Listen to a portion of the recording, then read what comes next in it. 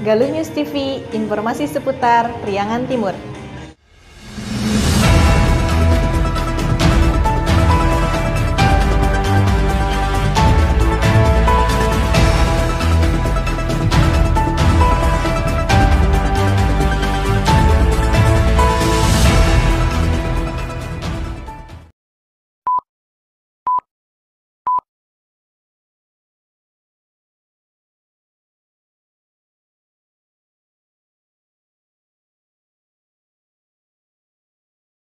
Assalamualaikum warahmatullahi wabarakatuh. Pemirsa, jumpa lagi di GNC Discussion Club, sebuah acara yang mengupas masalah-masalah sosial secara santai tapi tetap ilmiah. Bersama saya, Ndin Lidinillah. Pemirsa, tanggal 27 Maret 2022, 76 desa di Kabupaten Ciamis akan melaksanakan pemungutan suara pemilihan kepala desa. Tentu kita semua berharap Pilkades di Ciamis menyandang predikat Pilkades yang berkualitas. Pilkades berkualitas bisa dilihat dari dua sisi. Pertama, dari sisi proses, dan yang kedua dari sisi hasil. Dari sisi proses, pilkada yang berkualitas ditandai setidaknya oleh 3 ciri. Pertama, adanya independensi penyelenggara atau panitia pemilihan, baik di tingkat kabupaten maupun yang ada di desa-desa. Kedua, ditandai dengan integritas peserta Pilkades. Dalam hal ini calon kepala desa. Integritas di sini dimaksudkan bahwa keterpilihan kepala desa basisnya adalah visi, misi, dan program, bukan hal-hal material yang lain. Saya perkenalkan satu persatu. Ada dari pemerintah daerah diwakili oleh Dinas Pemberdayaan Masyarakat Desa, dalam hal ini Pak Kabid Pemdes. Dulu jemungi Kang Adi, Dabang. Alhamdulillah. Yang kedua, ini yang punya desa-desa di Ciamis, berbaju kuning berkopiah. Ya. Dari Abdesi, ini yang datang alhamdulillah langsung Bapak Ketua Abdesi, dulu jemungi Kang. Yang ketiga, ini berbaju putih berwarna biru jaketnya. Campur biru. Ya. Pak Kagio sudah berwarna biru ya. Ini dari KNPI Bapak Tohirin, dulu jemungi Pak Tohirin. Ya, selamat malam. Selamat malam. Terakhir, narasumber kita ini sengaja GNC Discussion Club mengundang dari Bawaslu Kabupaten Ciamis karena kepentingannya adalah terkait dengan nanti kalau di pilkada itu ada PHP, ya, ada perselisihan hasil pemilihan, ya, dan di pilkada juga ada ketentuan yang mengatur itu.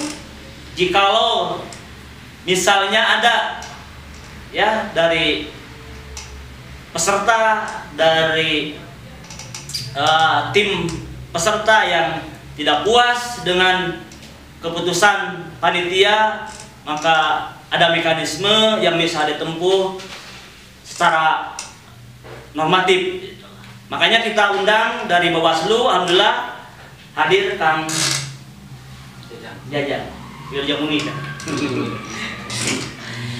Pemirsa, kita mulai diskusi kita dari narasumber yang pertama. Kita ke Pak Andi dulu, siap ya? Kang Andi ya, nyebutnya Kang Andi gitu. Kang Andi, Pilkades ini kan mempunyai beberapa tahapan seperti sudah kita ketahui, dari mulai persiapan, kemudian ada pencalonan, ya. Kemudian ada kampanye, ya. Kemudian ada pemungutan suara dan nanti ada penetapan. Saat ini kita sudah memasuki tahap masa tenang sekarang, dan tanggal 27 nanti kita pemungutan suara. Ini berapa desa, menyebar di berapa kecamatan, dan berapa peserta Pilkades untuk tahun 2002 ini? Siap, terima kasih Mungkin Ya. sebagai informasi bahwa Kabupaten Ciamis tahun 2022 akan melaksanakan Pilkades secara serentak. Tahapan kita sudah mulai dari bulan Desember 2021, kita sudah melaksanakan pembentukan dan pelantikan panitia pemilihan oleh BPD. Jadi kalau panitia pemilihan di desa itu dibentuk dan disahkan, dikukuhkan oleh BPD. Karena ini hajatnya kan hajat di desa. Ya. BPD yang memilih hajat sebenarnya. Kalau kita panitia pemilihan kabupaten itu kapasitasnya kita hanya memfasilitasi, menyiapkan regulasi dan sebagainya. Kemudian tahap selanjutnya untuk pengumuman pendaftaran bagi bakal calon, kemudian penetapan DPS dan DPT akan dilaksanakan. Terakhir kemarin kita melaksanakan pengundian dan kampanye. Hari terakhir itu tanggal 21, 22, tanggal 23. Tanggal 24 sekarang, 24, 25, 26 adalah masa tenang. Untuk peserta kita yang terdaftar, yang telah ditetapkan sebagai calon kepala desa, dari 76 desa itu ada 209 calon kepala desa. Namun demikian, ada 2 calon kepala desa yang telah meninggal dunia. Innalillahi. Itu dari desa Ciparigi. Itu setelah daftar? Setelah ditetapkan sebagai iya. calon. Oh iya. Ditetapkan sebagai calon.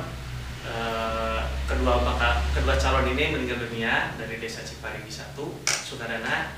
Kemudian kemarin yang terakhir calon kepala desa dari desa Sinangbarang, Kecamatan Pademangan. Namun secara regulasi, ada di regulasinya dari Permendagri, bahwa apabila seseorang yang telah ditetapkan sebagai calon kepala desa, apabila mengundurkan diri dan atau meninggal dunia, maka secara administrasi masih sebagai calon kepala desa. Jadi tidak digugurkan. Makanya nanti kalau misalnya ada yang milih gitu ya, gimana suaranya? di regulasi ada. Gitu. Di ayat selanjutnya itu apabila pada pemungutan suara calon yang mengundurkan diri atau yang meninggal dunia mendapatkan suara terbanyak, maka perolehan suaranya dibatalkan. Maka perolehan suara terbanyak kedua yang nanti akan ditetapkan sebagai kepala desa terpilih. Oke. Ya. Nah, terkait dengan persiapan pemungutan suara tanggal 27 Maret nanti, hari Minggu ya, hari libur. Ini kan perlu sarana ya, prasarana dari mulai kotak suara, kemudian surat suara, ya, bilik suara. Ini gimana sekarang progresnya ini? Untuk pelaksanaan Pilkades sesuai dengan amanat undang-undang bahwa Pilkades serentak itu dibiayai dari APBD. Makanya kita telah menganggarkan APBD itu untuk 76 desa. Salah satunya itu rincian kebutuhannya pertama untuk honor KPPS, honor panitia, kebutuhan surat suara, kebutuhan surat undangan, kotak suara, bilik suara, maupun keperluan untuk prokes. Salah satunya untuk hand sanitizer. Oke, kita masih berarti Pilkades sekarang masih menerapkan protokol kesehatan masih ya. Nanti perlu ke masyarakat ya diketahui bahwa untuk kegiatan Pilkades sekarang masih dalam masa pandemi, makanya harus tetap menerapkan protokol kesehatan dengan ketat. Seperti itu. Jadi untuk logistik ini ya sudah. Untuk logistik dari laporan panitia, karena kita untuk pengadaan kita serahkan ke panitia pemilihan di desa masing-masing. Kita bentuk dari penganggaran dari APBD, bentuknya bantuan keuangan, totalnya kurang lebih 4,3 miliar. Untuk dari APBD itu? Dari APBD. Kalau untuk dari APBD kan bisa, itu bisa. Gimana ya? Untuk APBD mereka tiap-tiap desa menganggarkan di dana cadangan tiap tahun, tapi besarannya variatif. tergantung bagaimana hasil musyawarah desa dalam menetapkan dana cadangannya seperti itu. Nah, Kang Andi, ini kita evaluasi ya, karena tadi kan tema kita terkait dengan Pilkades berkualitas yang salah satunya tadi ditandai dengan independensi panitia ya. Itu gimana tuh jaminannya bahwa panitia kabupaten, panitia di desa bisa independen gitu? Untuk independensi dari panitia kabupaten sudah jelas, karena kita di pemerintah kabupaten ada panitia pemerintah kabupaten. Kita telah membuat regulasi untuk pemerintah Kabupaten Ciamis. Di situ disebutkan bahwa untuk ASN, kemudian untuk lembaga kemasyarakatan desa, RT, RW, itu tidak boleh menjadi juru kampanye atau tim pemenangan. Nah di situ kalau untuk panitia pemilihan kabupaten sudah jelas, kita akan netral karena kita tidak boleh menjadi panitia pemilihan kemenangan, panitia pemenangan atau juru kampanye. Begitupun di desa. Di desa itu ini hajatnya pemerintahan desa, PPD. Anggota PPD tidak boleh menjadi panitia, tidak boleh menjadi juru kampanye maupun tim pemenangan. Oke. Nah, kedua terkait dengan partisipasi pemilih ya. Gimana pantauan Kang Andi selama ini terhadap apa ya, spirit atau minat ya masyarakat untuk mengikuti Pilkades ini? Berdasarkan hasil pantauan, kita kemarin ada evaluasi ke panitia-panitia pemilihan di desa.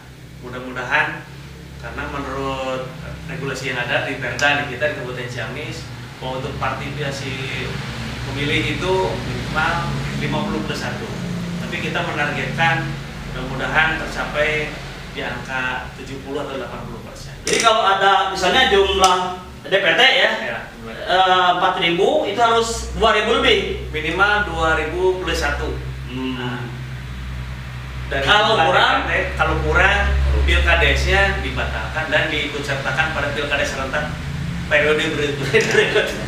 Wah ini benar-benar jangan ada partisipasi ini. Itu tugas dari panitia pemilihan di desa agar segera mensosialisasikan. Tapi mudah-mudahan hasil pantauan kita kemarin ke desa-desa untuk partisipasi pemilih, terutama dalam pilkades, karena ada sedikit berbeda untuk pilkades itu karena mereka punya prinsip ini untuk memilih pemimpin di desa kita. Nah, seperti itu. Jadi mudah-mudahan partisipasi pemilih bisa tercapai. Nah, terakhir terkait dengan integritas peserta ini, ya kan salah satu yang memberangus demokrasi itu adalah money politik. Nah, ini ya gimana ini ya secara regulasi dan secara praktek ini gimana usaha-usaha yang dilakukan agar tadi seperti ungkapan saya di awal ya. Peserta pemilih itu dipilih karena visi-visi program bukan karena yang lain gitu. Untuk kita dari panitia pemilihan kabupaten kita telah mengarahkan kepada panitia pemilihan di desa untuk kegiatan kampanye dialogis. Jadi situ diisi dengan penyampaian visi misi baik disampaikan kepada masyarakat maupun perwakilan RT RW karena ada beberapa desa yang menyampaikan visi misi itu kepada perwakilan RT RW selama 3 hari ini. Hari pertama RT RW, hari kedua kepada tokoh masyarakat, hari ketiga contohnya kepada tokoh pemuda atau perwakilan dari tokoh-tokoh yang lain seperti itu. Nah jelas kita mengedepankan kepada para calon, kita juga ada deklarasi damai, salah satunya juga menjaga kondusivitas dengan tidak mengedepankan money politik seperti itu. Oke, menarik nih money politik ini. Kepada Bapak Ketua Abdas ini sebagai yang punya desa di Ciamis, yang memimpin ya kepala desa di Ciamis. Ini tadi saya balik ya ke integritas peserta dulu, ya. Nah peran Abdesi sendiri dalam Pilkades ini seperti apa, Pak Ketua? Peran Abdesi di Kabupaten Ciamis karena kita punya desa 28 desa. Kebetulan di Abdesi itu kita punya ketua DPK kecamatan. Terus kita punya wakil ketua. Wakil itu mau ada 6 Pak. Jadi wakil itu membawahi 5-6 kecamatan. Jadi peran abdesi kepada pemerintah desa, kita melakukan workshop Pak. Sebulan sekali ke tiap kecamatan kita memberikan arahan, masukan dan masuk pembinaan kepada pemerintah desa, bagaimana pemerintah desa ke depannya harus menjamin bahwa pemerintah yang demokratis Pak, pemerintah yang maju, mandiri dan sejahtera. Nah, terkait dengan pilkades ini, apa peran yang dimainkan oleh abdesi tadi, misalnya untuk agar pilkades ini menyandang tadi pilkades yang berkualitas gitu? Ya. Kalau peran abdesi lebih ke arah bagaimana peserta calon kepala desa itu memberikan contoh yang baik kepada masyarakat. Intinya, setiap calon kepala desa pertama harus punya integritas Pak. Yang kedua, karena ini adalah calon pemimpin, calon leader, dia harus memberikan contoh yang baik, memberikan keteladanan kepada masyarakat. Bagaimana mungkin seorang leader, seorang calon pemimpin nanti memberikan contoh yang tidak baik. Tadi bagaimana kualitas pilkades di Kabupaten Ciamis, saya yakin Pak, pengalaman pilkades serentak ini udah keempat kali. Ke-1 sukses, kedua sukses, ketiga walaupun COVID-19 ditunda 3 kali sukses Pak. Ini adalah pilkades yang keempat. Kita ketahui Pak, kultur demokrasi langsung itu ada di desa. Dari pemerintah pusat dulu Pak, itu pemilihan terwakili Pak. Di desa dari dulu itu udah pemilihan langsung. Itu asal usul pemilihan langsung. Abi yakin itu dari desa. Saya belum lahir, pilkades sudah ada langsung udah di desa. Oke. Dari dulu udah dari pakai simbolnya dari tanaman Pak, dari padi, kelapa, terus pindah lagi ke warna, sekarang udah ke foto. Saya menjamin kualitas pilkades di Ciamis yakin bahkan tercapai. Dari sisi proses artinya tadi kalau misalnya Pak Andi mewakili DPRD ya, panitia pemilihan, include di sana, itu peserta itu akan menjunjung tadi ya, keterpilihannya lewat visi misi dan program, bukan yang lain-lain. Kan di regulasi Perda dijelaskan gitu ya, ada larangan-larangan kampanye, bukan ada sanksinya ketika misalnya menjanjikan atau memberikan uang barang gitu. Nih Pak Ketua Abdesi ini bisa menjamin nggak? Jangan menjamin ya. Gimana nih pandangan pantauan Pak Ketua terkait dengan mungkin beberapa anggota Abdesi juga ada yang mencalonkan kembali ya. Bagaimana supaya komitmen itu tetap terbangun gitu? Yakin Pak, saya yakin incumbent yang mencalonkan diri, dia akan menjaga integritasnya, akan menjaga nama baiknya, tidak akan menggunakan hal yang tidak baik.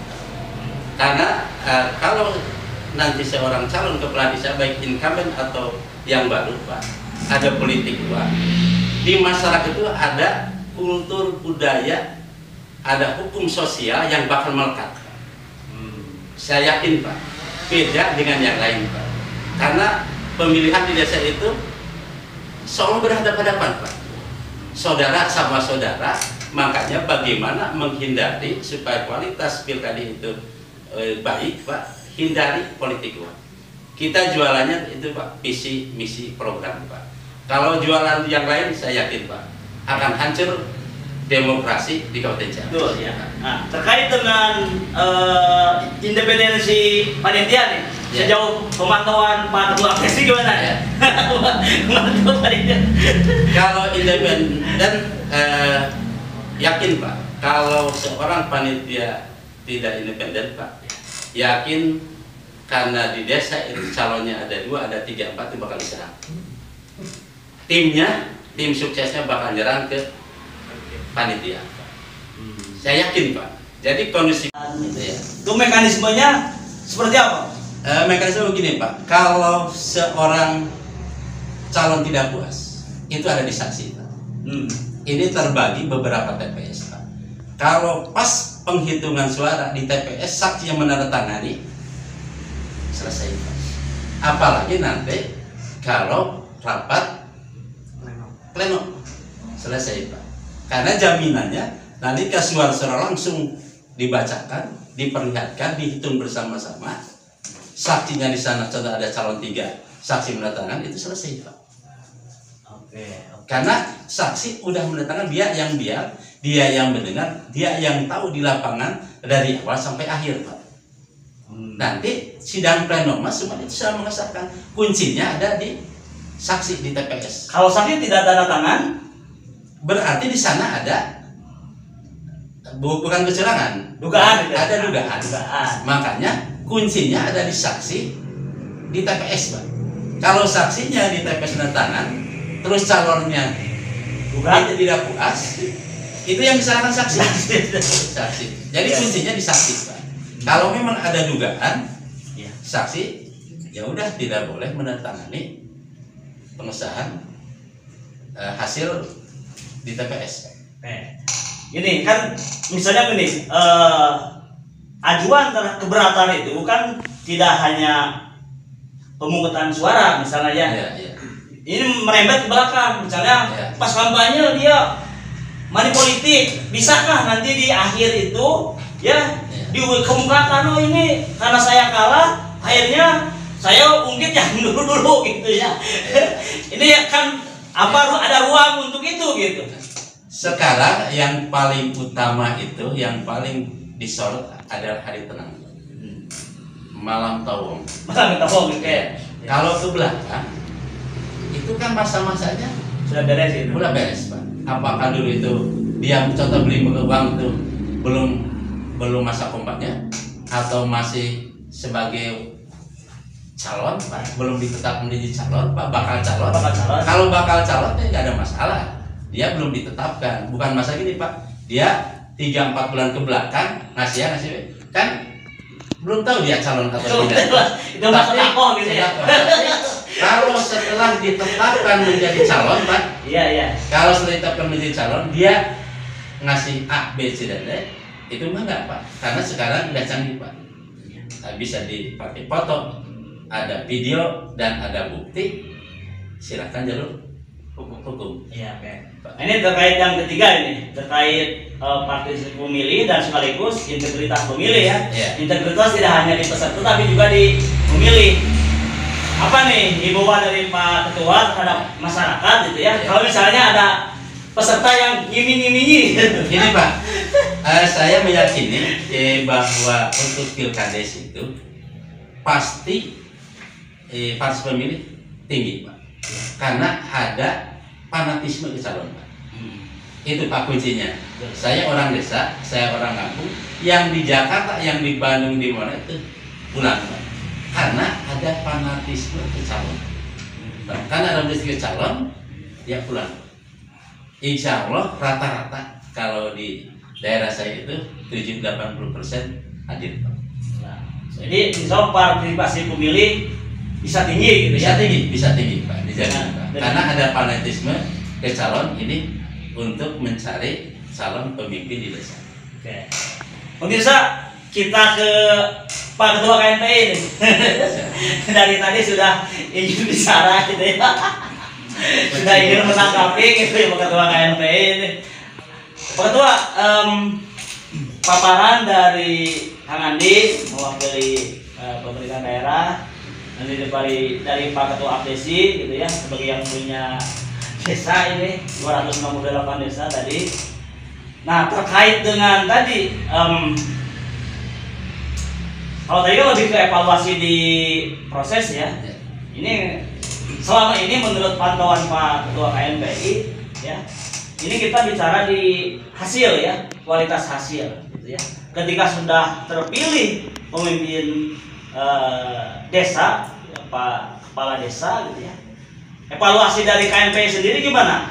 Apakah dengan adanya pemimpin baru itu terjadi perubahan gitu ya, perubahan yang mengarah kepada kemajuan tentunya gitu. Pertama ingin saya sampaikan begini, bahwa tadi yang kita bicarakan pada kesempatan ini itu pilkades berkualitas. Padahal kalau kita kuliti lagi, yang namanya kualitas itu kan dengan berbagai level. Kualitas KW.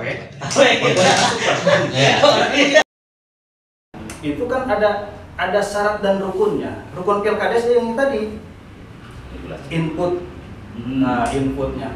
Bahannya apa? Ya bahan semua. Maksudnya dari sisi kandidat pilkades itu sendiri kan input itu. Ya. Lalu kemudian proses. Prosesnya apa? Proses melalui pemilihan. Yang terlibat di pemilihan siapa? Ya panitia penyelenggara. Siapa lagi? Ya calon, karena dia yang dipilih. Bagaimana dia melakukan kampanye, di proses kampanye, di proses menuju pemilihannya. Terus kemudian di pelaksanaan pemilihan itu sendiri. Terus yang milihnya, kan begitu. Milihnya mau atas dasar apa?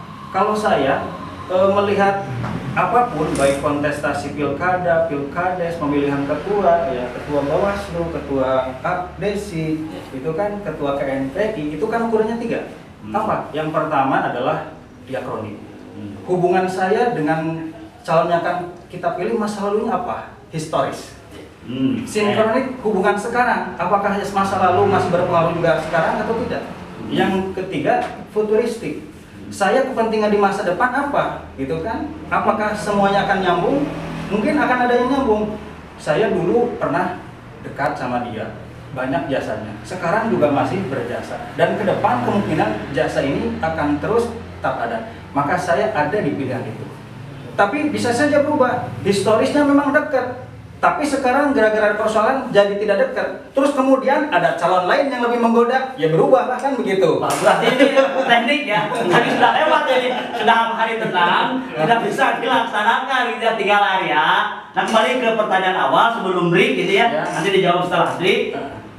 Menurut observasi atau pemantauan ketua KNPI yang punya juga grassroots sampai ke PK ya, sampai ke desa ya.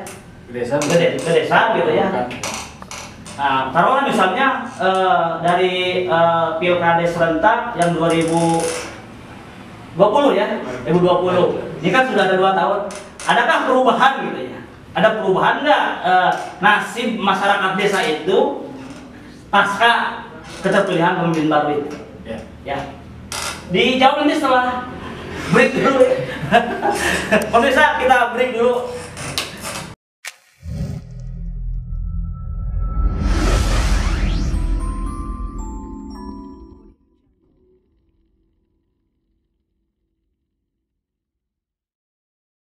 Pemirsa, kita lanjutkan kembali diskusi kita terkait pilkades berkualitas ini. Kita sambung tadi perbincangan dengan Ketua KNPI, ini menarik ya. Tadi lebih didetailkan terkait sisi kualitas ini pada titik input, pada titik proses, output, dan outcome. Ya. Nah kita bicara input, tadi ada input pemilih, ada input peserta, ya, kandidat, gitu ya. Nah kita fokus di input pemilih dulu, gitu ya. Kita tahu Ciamis itu rata-rata lama sekolahnya 7,90 sekarang kelas berapa ya, kelas 2 ya, kelas 2 SMP gitu ya.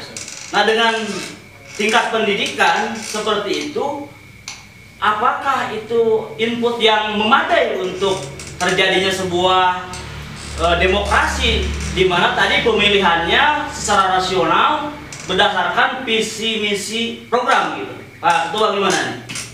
Iya. Pertama saya ingin menyampaikan bahwa undang-undang yang menaungi dari dulu sampai sekarang di Pilkades itu bukan serta-merta ditetapkan begitu saja.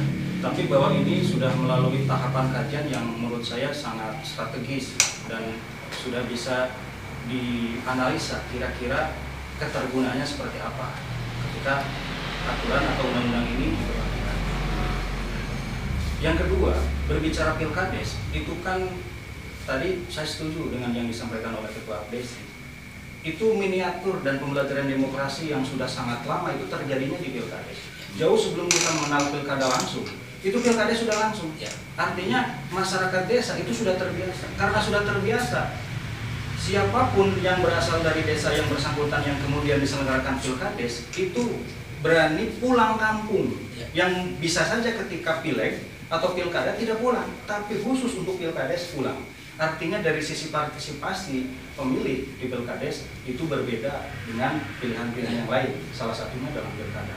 Dari sini saja maka saya optimis bahwa partisipasi publik di Pilkades itu relatif lebih signifikan atau relatif lebih tinggi dibanding pilkada atau pilihan-pilihan yang lain. Selanjutnya, persoalan rata-rata atau angka rata-rata lama sekolah itu tidak selalu kemudian ini menjamin bahwa Pilkades itu akan terpengaruh oleh angka rata-rata lama sekolah. Maksud saya begini, orang yang tidak lulus pun itu sudah sangat paham bagaimana dia berpartisipasi di Pilkades dan bagaimana caranya supaya Pilkades calon kepala desa yang terpilih itu benar-benar berkualitas dan diyakini ini akan mampu mewujudkan cita-cita dari desa yang bersangkutan. Oke, jadi tidak ada korelasi antara tinggi rendahnya pendidikan dengan partisipasi, karena di tingkat Pilkades ada daya Fanatisme. ya tadi fanatisme ya, entah fanatisme genealogis turunan gitu ya, atau fanatisme geografis, satu RT satu dusun gitu ya. Itu. Teman sekolah, Oh, teman sekolah gitu ya. teman munding. Oke, Pak Ketua, ini kita beralih ke terkait data juga saya munculkan bahwa pengeluaran per kapita Kabupaten Ciamis ini adalah 9 jutaan lah per orang gitu ya, per tahun. Ini berarti kalau diperbulankan sekitar 700 ribuan. Nah, per hari 25 ribuan. Ya, kurang lebih gitu ya. Apakah ini juga berkorelasi dengan terciptanya tadi pemilih yang emang memilih rasional, visi misi program, ketika misalnya situasi ekonominya apalagi sekarang pandemi sulit, apakah masih bisa diharapkan terjadinya pilkades berkualitas pada sisi memilih secara rasional? Iya, jadi tadi di awal sudah disampaikan bahwa alasan orang memilih itu kan tadi parameternya 3. Diakronik, sinkronik, dan futuristik. Diakronik itu historis. Saya dengan calon yang akan dipilih, masa lalunya ada hubungan apa, hubungan baik apa. Yang kedua, sekarang hubungan itu masih terjaga tidak? Tidak. Terus kemudian di kemudian hari hubungan ini akan tetap terjaga tidak di kemudian hari. Nah, ini kan menjadi parameter. Nah, persoalan seseorang yang tinggal di desa dengan pendapatan yang tadi disebutkan 20.000 atau 25.000, menurut saya itu tidak akan berpengaruh terhadap pilihan. Ketika misalnya dia dikasih dengan nominal yang lebih tinggi dari 25.000, katakanlah 50 atau 100.000 bahkan mungkin lebih dari itu, bisa jadi tidak akan berpengaruh signifikan. Karena apa? Karena dia sudah punya pilihan atas dasar yang tadi disampaikan kan gitu. Walaupun kalau misalnya kita berbicara dalam kerangka rasional, harus kita kemudian detilkan lagi rasionalitas dalam perspektif pemilih di Pilkades itu parameternya apa? Apakah rasionalitas karena misalnya dia itu diyakini akan mampu mewujudkan cita-cita desa? Yang kedua, apakah ini diyakini bahwa ini akan mampu membawa tata kelola pemerintahan desa jadi lebih baik? Atau misalnya mampu meningkatkan kesejahteraan penduduk desa? Menurut saya mereka itu punya parameter baik, otomatis siapapun ingin dipimpin oleh orang yang baik, maka pilihannya adalah pilihan yang terbaik. Walaupun itu bisa jadi ketika kuliti dan kita analisa secara lebih dalam, itu subjektif kembali kepada pemilihan atau pilihan dan penilaian masing-masing dari orang yang memilih. Oke. Dengan demikian bisa diambil hipotesis ya bahwa kedekatan atau kesamaan genealogis, kesamaan geografis itu bisa mengalahkan tawaran ekonomis tadi. Iya. Yang paling penting kan masih ada nilai dan kearifan lokal yang masih tetap terjaga hari ini. Misalnya begini, bisa jadi seseorang itu ditawari oleh seseorang dengan nominal tertentu, tapi hanya nominal. Sisi lain dari sisi bahasa, kurang sunama, kurang apal, saya coba duit, tapi komunikasinya kurang hati, kurang tadi tanya-tanya, asal tadi aku itu bisa mengalahkan dari pilihan seseorang terhadap calon kades itu sendiri. Oke. Nah, berlanjut ke representasi nih pemuda kan, karena kayak saya ini harus tanya ya.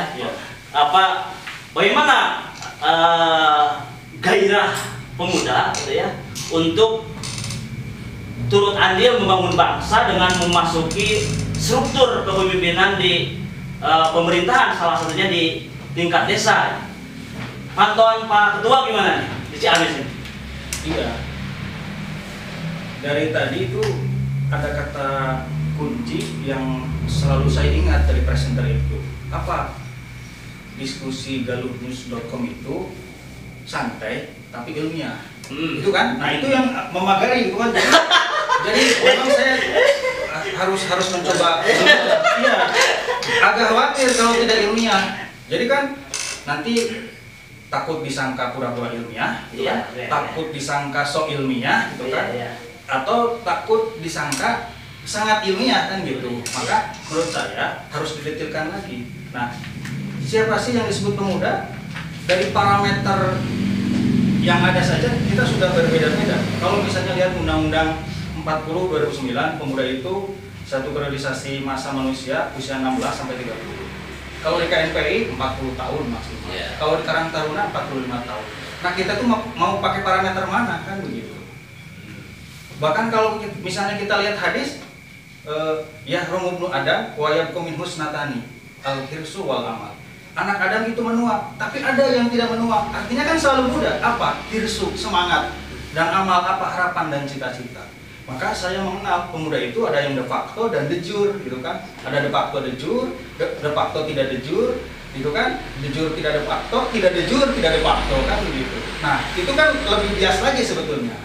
Tapi kalau misalnya parameter itu diabaikan, memang saya lihat Pilkades 2020 kemarin, Pilkades 2022 memang muncul kalangan generasi muda yang memiliki hirsu, semangat yang tinggi untuk membangun desanya, sehingga banyak mendaftarkan diri menjadi bakal calon, jadi calon, dan akhirnya ada yang terpilih menjadi kades. Oke, nah terkait ini penduduk Ciamis ini kan hampir imbang ya antara dari sudut kelamin ya, antara laki-laki dengan perempuan nih.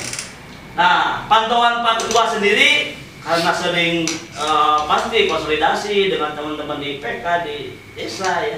Ini partisipasi perempuan dalam demokrasi di desa ini termasuk misalnya yang memutuskan untuk ikut berkompetisi gitu. Iya.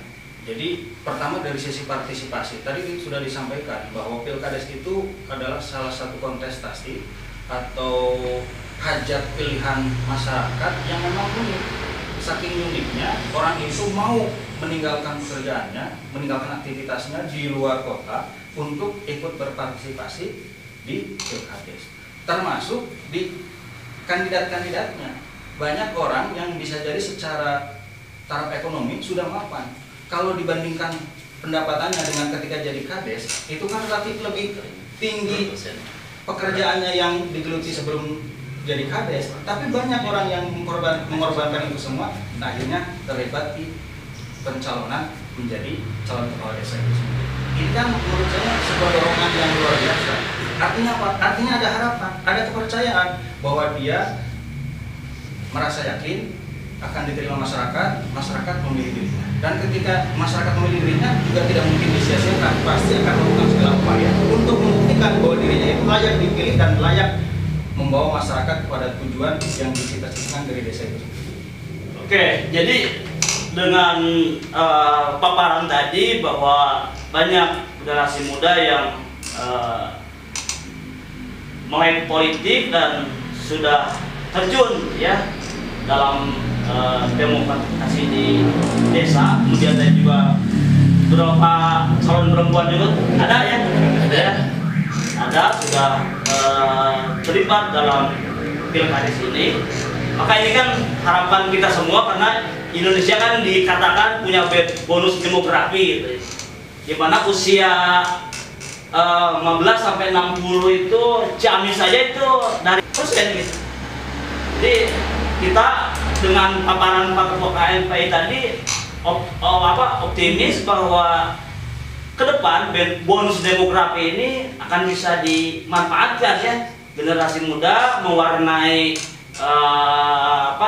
struktur kepemimpinan di pemerintahan, dan itu menjadi optimisme kita ada perubahan, apalagi era sekarang kan era 4.0 ya, internet untuk semua hal, internet untuk semua orang gitu. Pemirsa, kita ke Pak Kang Jajang gitu dari Bawaslu. Kenapa Bawaslu kami undang, pemirsa? Karena Bawaslu satu lembaga yang independen ya. Kalau di pilkada atau pileg itu di samping KPU dan DKPP gitu ya. Nah, tugasnya jelas, namanya juga badan pengawas pemilu ya, untuk mengawasi.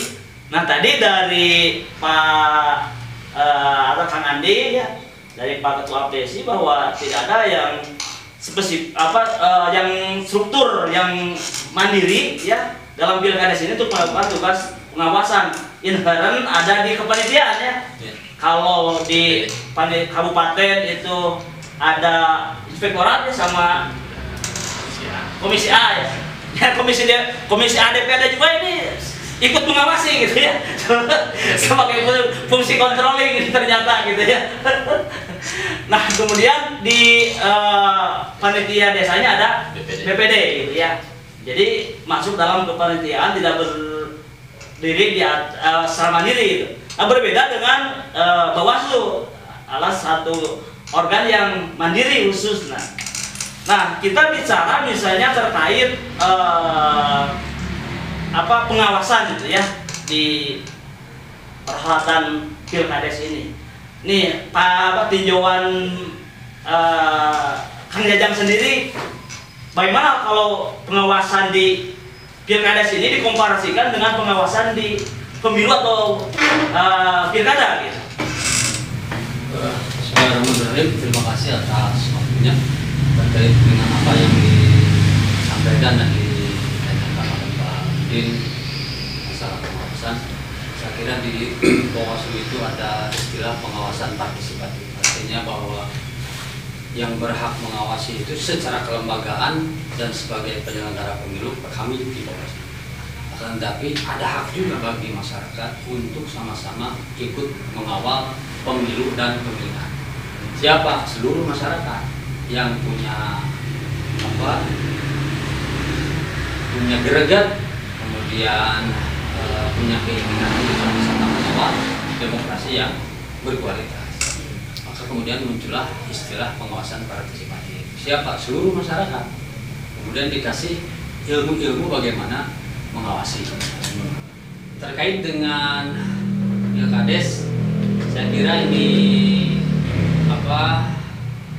harapan besar, harapan luar biasa bagi terselenggaranya Pilkades yang berkualitas. Kita tidak bisa menutup mata dan kita paham dan tahu semua pelaksanaan Pilkades itu pasti ada irisan. Jadi misalnya hari ini Pilkades Kabupaten Ciamis 2022 dengan 76 desa. Ini bukan jumlah yang sedikit, apalagi dalam perspektif pengawasan Bawaslu gitu.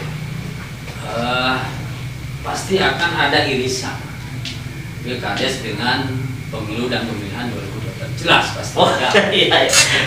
Tapi sekali lagi harapan besar Pilkades berkualitas itu minimal ya, kalau dari perspektif demokrasi itu atau demokratis atau tidaknya Pilkades atau berkualitas atau tidaknya Pilkades, minimal ada partisipasi aktif masyarakat yang besar, kemudian kecil kecurangan terjadi di proses pelaksanaan Pilkades dari mulai tahapan awal sampai hari tenang malam tebok, bahkan pas pemilihan, pas pencoblosan. Sebab saya juga bagian dari masyarakat yang pernah merasakan bagaimana Pilkades kan gitu ya. Bahkan kalau tidak salah dulu Bang ini sebenarnya yang mana ini tidak apa Bawaslu-nya kok pilkades tidak diawasi ya seperti itu kan. Pada akhirnya kemudian ini juga barangkali bagian dari pembelajaran gitu ya, pembelajaran bahwa ada kalau rumah katakan ada rumah yang sedikit berbeda, akan tapi ada benang merah yang bisa jadi sama. Pilkades harus berkualitas. Berarti kalau pilkades berkualitas, tingkat demokrasi berhasil barangkali lah gitu ya. Ya. Ini kan Punten, lebih spesifik ya. Misalnya kan kalau di film atau pemilu atau di rejim pemilu atau rejim pilkada itu kan pelanggaran itu ada dua ya, administratif dan pidana. Jadi penanganannya seperti apa? Bedanya apa ini? Ya memang cukup berbeda lah. Kalau administratif bisa oleh kita langsung ya. Walaupun Contohnya apa yang administratif itu? administratif itu misal calon anggota legislatif DCS atau DCT itu tercatat sebagai anggota BPD di desa. Maka itu kan tidak boleh ya. Karena Cina BPD mah kita Cina 100.000 200.000 tidak jadi soal. Yang penting uang itu keluar dari APBD, itu yang jadi persoalan. Maka itu ranah administratif. Bahkan di prosesnya kita pernah menyidangkan ya sidang administratif ada yang dicoret di salah satu partai karena memang sudah memenuhi unsur untuk dicoret dari DCT. Sudah. Kemudian kalau yang pidana ada dua proses, ada temuan, ada pengaduan, dan yang memprosesnya itu ada di yang namanya Sentra Gakumdu. Sentra Gakumdu itu terdiri dari Bawaslu, Kejaksaan dan Kepolisian. Itu terkait pidana. Ada laporan dari masyarakat, kemudian ada temuan dari Bawaslu dan unsur sampai ke PKD. Gitu. Nah, ini sebenarnya terkait pilkades sebenarnya banyak kita temukan, misalnya tadi sebenarnya sudah disinggung money politik, terutama money politik lah, selalu dan banyak kita temukan. Tapi karena tidak ada aturan yang rigid, yang jelas, gitu, turunan dari mungkin dari Undang-Undang Desa 6 2014 itu atau dari Permendagri atau dari PP 43. Karena tidak ada aturan yang mengikat seolah-olah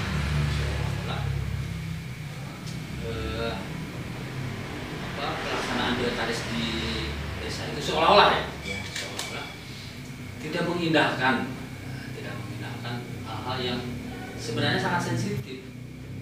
Misalnya money politik pilkades, ada laporan ketika akan diproses. Misalnya kalau kita tidak memenuhi unsur formil material, maka tidak akan, apalagi aturannya saya kira tidak ada aturan yang mengikat. Iya, Kang Jang ini kan tadi dari Pak Ketua Abdesi dan tadi muncul diksi malam tawong. Ini kayaknya sudah familiar ya. Iya, malam tawong itu juga malam kliwon.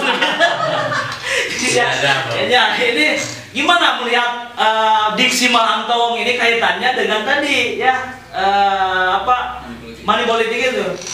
Ya, saya kira sebenarnya hampir sama lah.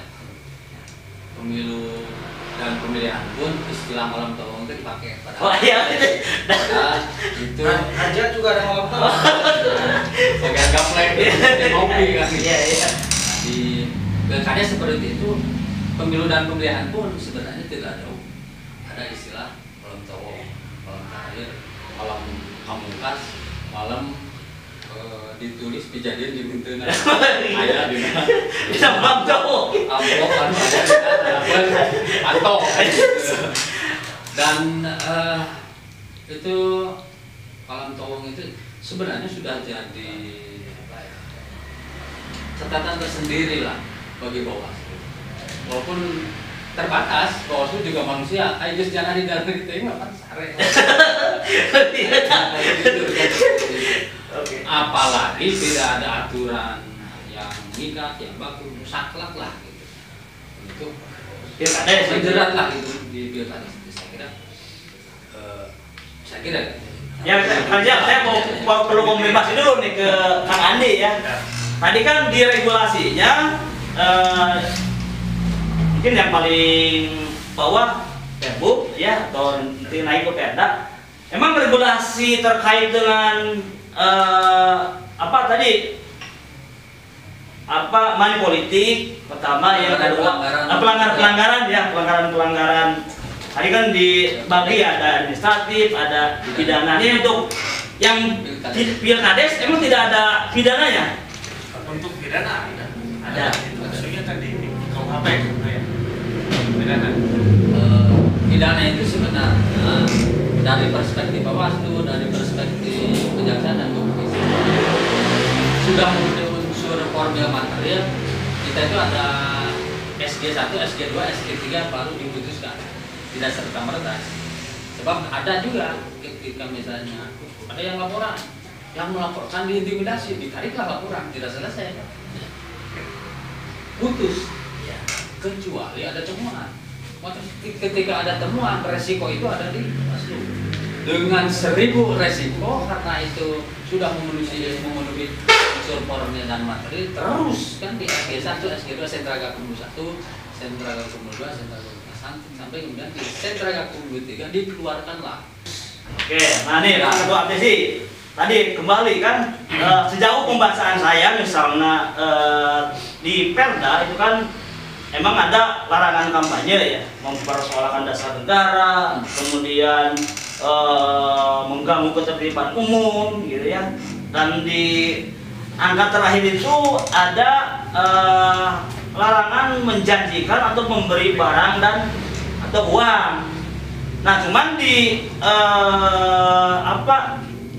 tindakan dari panitia itu terbatas, hanya memberikan teguran, ya, lisan tertulis, kemudian penghentian. Ya, di regulasi itu tidak ada seperti di Dan itu pun rejim pemilu dan pilkada ya, tidak ada oh ini harus ditindaklanjuti gitu, merupakan pidana gitu. Nah, gimana sebenarnya Pak Ketua? Kalau pengalaman pilkades ketika ada kecurangan, biasanya calon yang dirugikan itu ada pelaporan ke pihak APH. Terus nanti diproses jawabannya. Itu tidak semata-mata liar pilkades itu.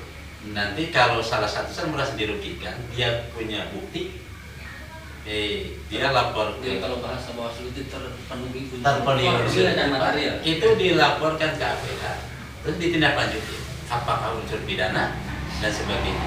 Nanti kalau pidananya terbukti bisa pembatalan. Nah, maksud saya kita menganut asas legalitas. Ya, ada aturan, baru perbuatan itu bisa dikenakan berdasarkan aturan tersebut. Nah, sementara di regulasinya tadi kan tidak ada yang sifatnya pidana kalau di Perda Pilkades atau Perbu Pilkades. Nah, kita ketika misalnya ada yang money politik lah di Malang Tawong, kemudian ketahuan, ya, itu aturan mana yang akan dipakai untuk apakah ini memenuhi unsur atau tidak? Gitu. Kalau memang nyata, sekarang kan udah canggih Pak, akal bukti atau video, atau buktinya foto, atau bukti ada saksi, memenuhi unsur pidana, pasti diproses oleh APH. Karena yang kalah itu pasti dia akan melihat di lapangan, ini saya ini dirugikan, saya ini dicurangi, itu politik uang contohnya gitu. Dia kalau punya bukti, punya video dan sebagainya, insya Allah oleh APH ditindaklanjuti. Ya. Nah, perbedaan antara panitia dengan saksi atau dengan calon gitu ya, kan tidak menutup kemungkinan terjadi. Nah, dengan kita diskusi bahwa memang ada mekanisme hukum yang bisa ditempuh, itulah yang penting diketahui oleh masyarakat ya, supaya ketika ada tadi temuan, ada perbedaan persepsi terhadap suara, misalnya ya kesahan suara, kan itu ada mekanisme yang sudah baku tadi ya, dilaporkan ke BPD memanggil panitia ya untuk dimusyawarahkan. Kalau tidak bisa dibawa ke kecamatan ya. Di kecamatan tidak selesai dibawa ke kabupaten. Jadi ada tahapan-tahapannya itu. Jadi untuk masyarakat Ciamis ya, dengan sudah diaturnya mekanisme perselisihan hasil Pilkades, maka ada ruang konstitusional yang bisa ditempuh, tidak perlu melakukan yang di luar ya ketentuan, karena sudah ada mekanismenya, dan ketika sudah terpenuhi alat buktinya, memenuhi unsur, pasti ya penegak hukum akan menjalankan tugasnya. Nah, kembali ke Kang Jajang ini. Ini pengalaman di pileg dan pilkada, apa yang harus dilakukan di pilkades ini, belajar dari tadi ya pileg dan pilkada, agar money politik ini bisa diminimalisir gitu. Terima kasih. Jadi barangkali semuanya juga sepakat. Ini salah satunya adalah pendidikan politik, pendewasaan berpolitik. Kemudian hal lain, saya kira kalau hukum ada tapi tidak ada sanksi hukum, tidak akan terlalu efektif barangkali. Ada hukum tapi tidak ada sanksi. Masalah saya makan sanksi ya misalnya. Maka memang itu harus berbanding lurus lah. Itu dulu barangkali. Ya, jadi pendidikan politik dibarengi dengan regulasi yang substansinya sesuai dengan. Oke, pemirsa, sudah banyak paparan dari keempat narasumber ini.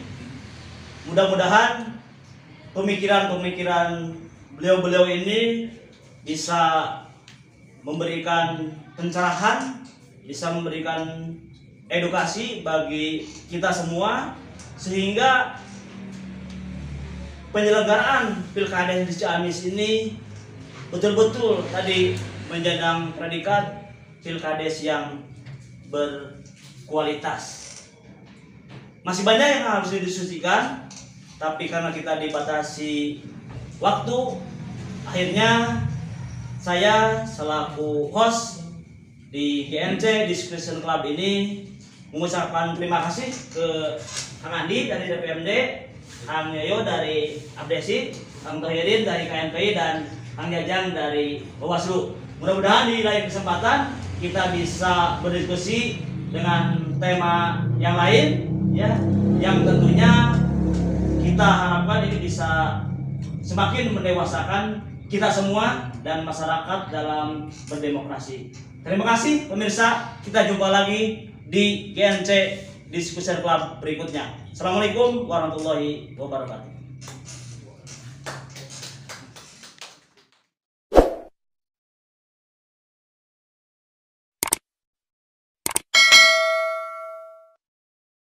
Tiga. Ya, terima kasih.